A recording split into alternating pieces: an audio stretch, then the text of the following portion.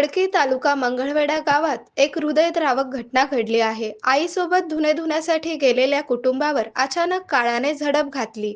साठवण तलावात बुडून तिघांचा मृत्यू झाल्याची धक्कादायक घटना समोर आली आहे.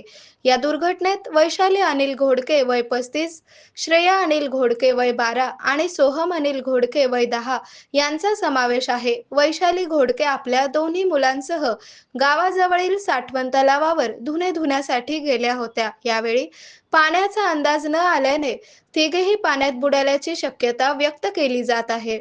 आईच्या खुशीत वाढणारी दोन लेकरं आणि त्यांच्यावर जीवापाड प्रेम करणारी आई क्षणातच साठवण तलावाच्या पाण्यात बुडाली. या हृदयद्रावक घटनेने संपूर्ण परिसर सुन्न झाला आहे.